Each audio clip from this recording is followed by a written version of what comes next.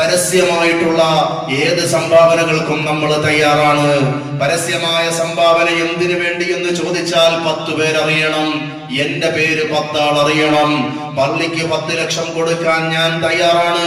മിനാരം കിട്ടുന്നതിന് വേണ്ടിയിട്ട് പള്ളിക്ക് 5 ലക്ഷം കൊടുക്കാൻ ഞാൻ തയ്യാറാണ്. എന്തുകൊണ്ട് എന്ന് ചോദിച്ചാൽ വെള്ളിയാഴ്ച ജുമുഅക്ക് പള്ളി മിഹ്റാബിലൂടെ ഖത്തീബ് വിളിച്ചു പറയും ആ പേര് നാടൊട്ടുക്കും അറിയും, ഇന്നയാളാണ് 10 രൂപ കൊടുത്തത് എന്ന്. പ്രിയപ്പെട്ടവരെ, ആ 10 ലക്ഷം പള്ളിക്ക് കൊടുക്കുമ്പോ അപ്പുറത്തെ വീട്ടിൽ കെട്ടിക്കാറായ ഒരു പെൺകുട്ടിയുണ്ട്. പക്ഷേ അവളുടെ വീട്ടിലേക്ക് ഒരു 3 ലക്ഷം രൂപ കൊടുത്താൽ അതാരും അറിയുന്നില്ല, അതാരും അറിയില്ല.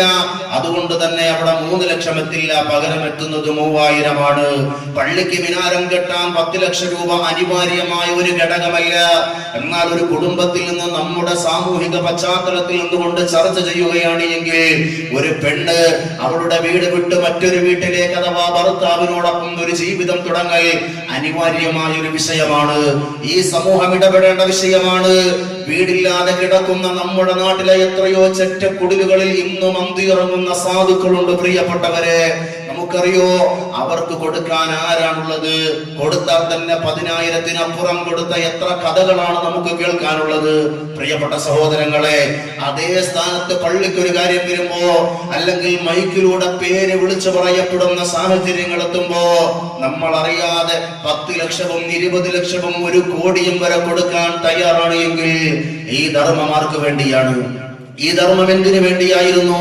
പടച്ചവന്റെ തൃപ്തിക്കും പൊരുത്തത്തിനും വേണ്ടിയുള്ളതായിരുന്നുവെങ്കിൽ, അള്ളാഹുവിന്റെ സമക്ഷത്തിൽ ഒരൽപ്പം സ്വീകാര്യതയ്ക്ക് വേണ്ടിയുള്ളതായിരുന്നുവെങ്കിൽ, ഈ പാവപ്പെട്ടവന്റെ കുടിയിൽ കിടന്നുകൊണ്ട് അവനിരക്കുന്ന ദുആഇന് പോലും പ്രസക്തിയുണ്ടല്ലോ സഹോദര.